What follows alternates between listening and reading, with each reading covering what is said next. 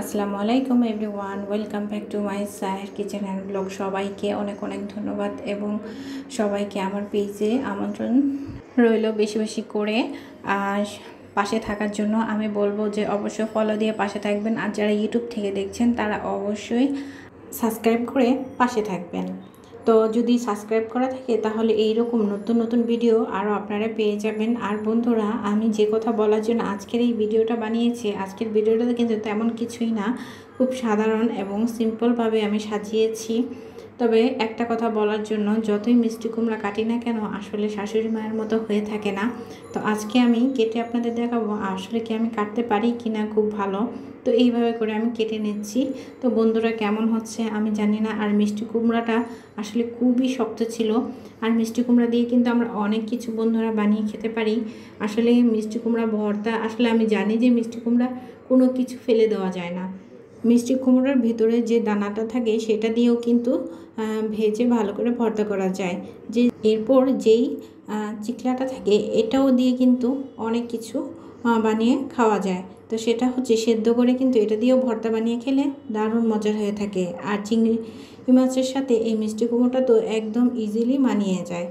তো বন্ধুরা, এখন আমি এগুলি কিভাবে করে কেটে নিচ্ছি। তো দেখুন, আসলে আপনারা যারা আমার ভিডিওটা দেখেন তারা হয়তো বা জানেন যে কাটাকুটি কিন্তু আমার শাশুড়ি মা খুব ভালো করে কেটে নেয়। তবে আমার শাশুড়ি মার কাটার স্টাইল সম্পূর্ণই আলাদা। তো মা বলে যে সবাই অনেক খেয়ে মজা পায়। তো কেন মজা পায়? কাটার মধ্যেও অনেক কিছু আছে। যদি কাটাটা সুন্দর না হয় আসলে রান্নাটা কিন্তু মজা হয় না। তো এই কথাটা নিয়েই আমি আপনাদের সাথে আজকের এই ভিডিওটা বানালাম। তবে জানি না, আমার মা যেভাবে আসলে আলু কাটার স্টাইল সম্পূর্ণই আলাদা। এমনকি মাছের সাথে যেভাবে আলু কেটে দেয় এটা সম্পূর্ণই আলাদা। আপনাদেরকে আমি আরেকটা ভিডিওতে দেখাবো যে কিভাবে মাছের সাথে মা অন্যরকম স্টাইলে আলু কেটে থাকে এবং কি খেয়ে সবাই সুস্বাদু বলে। তবে কেন বলে আলু কাটার স্টাইলই কিন্তু অন্যরকম। আমরা স্বাভাবিকভাবে যেভাবে তরকারির মধ্যে আলু কেটে দেই, মা কিন্তু ঠিক এভাবে করে কেটে দেয় না। তো বন্ধুরা, আমিও কিন্তু মিষ্টি কুমড়োটা কেটে নিচ্ছি আপনাদের সাথে কথা বলতে বলতে। তো জানি না কেমন হচ্ছে, তবে কেটে আপনাদেরকে আজকে আপনাদের দেখাবই আমি যে কাটা হচ্ছে কিনা ভালো মতো।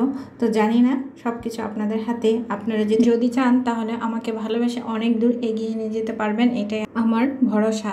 তবে আমি লাইভে এসে কিন্তু এভাবেই কাটাকাটি করি আর রান্নাবান্না করি। তবে সন্ধ্যায় যখন লাইভে আসি তখন এরকমই অনেক কিছু কেটে নিই, করলা, আলু, ডিম, ডাল যা কিছু রান্না করি এভাবে কেটে তারপর আমি রান্না করে থাকি। তো লাইভে যাদের ভালো লাগে তারা অবশ্যই আমার সকাল সন্ধ্যা লাইভে জয়েন হয়ে যেতে পারেন। সকালে অ্যাকচুয়ালি রুটি বানাই, এভাবে যদি কোনো ভাজি টাজি করি তাহলে আপনাদের সাথে শেয়ার করি। সরাসরি লাইভে এসে কাটাকাটি করে আমি শেয়ার করে থাকি।